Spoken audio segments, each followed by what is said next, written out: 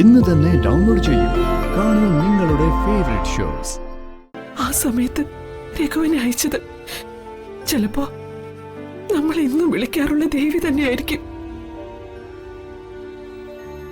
ഇല്ലെങ്കിൽ ആരുമില്ലാത്ത സമയത്ത് പെട്ടെന്ന് അവിടെ നമ്മളെ മരണത്തിൽ നിന്ന് പിന്തിരിപ്പിക്കാൻ എത്ര ആലോചിച്ചിട്ടും ഒരു പിടുത്തം കിട്ടുന്നില്ല. നീ കേട്ടിട്ടില്ലേ, ദൈവം പലപ്പോഴും പല രൂപത്തിലും വരുമെന്ന്? ഇന്ന് വന്നത് രഘുവിന്റെ രൂപത്തിലാ.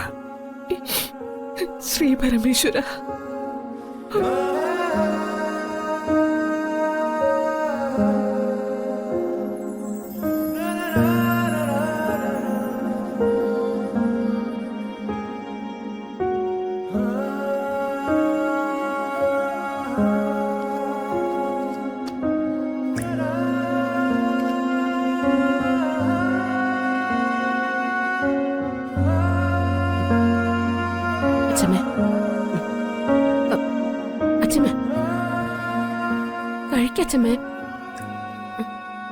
സുചിത്രടുത്തി, എന്താ മരുന്ന് കഴിക്കുന്നില്ലേ? മരുന്നോ? ഇന്നത്തെ ദിവസം ഒരു സ്പൂണ് കഞ്ഞി പോലും അച്ഛമ്മ കുടിച്ചിട്ടില്ല. ചുറ്റും ആരെയൊക്കെയോ പരിധി നോക്കുക. മരുന്ന് കുടിക്ക അച്ഛമ്മേ. അച്ഛമ്മേ, ഇത് കുടിക്കുക.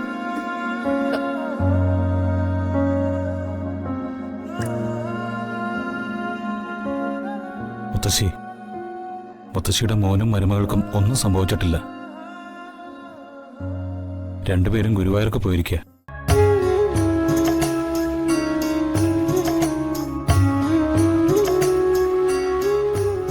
നാളെ രാവിലെ തന്നെ ഗുരുവായൂരപ്പന്റെ പ്രസാദമായിട്ട് അവരിങ്ങ് തിരിച്ചെത്തും. മുത്തശ്ശി മരുന്ന് കഴിക്കേ.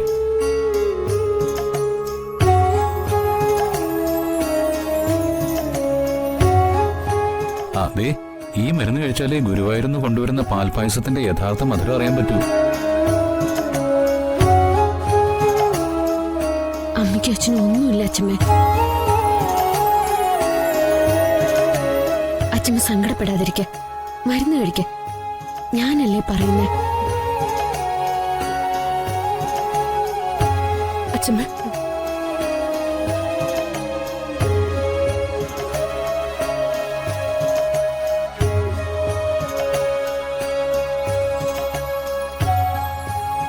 അച്ഛമ്മേ, അച്ഛമ്മയ്ക്ക് കട്ടൻ വേണോ? ദാ. തളർന്നു കിടക്കുന്ന അച്ഛമ്മയ്ക്ക് പോലും പ്രകാശേട്ടന്റെ സാന്നിധ്യം ഇഷ്ടപ്പെടുന്നില്ല. കണ്ടില്ലേ? ഓ, ഇഷ്ടപ്പെടുന്നവരിവിടെ ഉണ്ടല്ലോ. ആയിക്കോ ആയിക്കോ.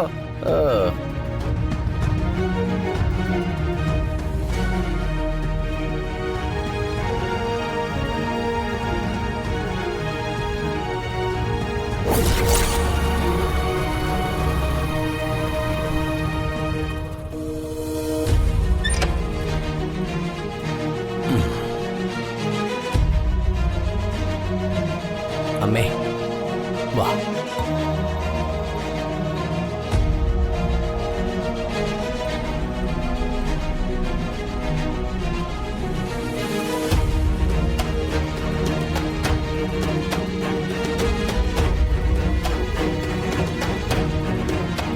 കേറി വാ അമ്മേ.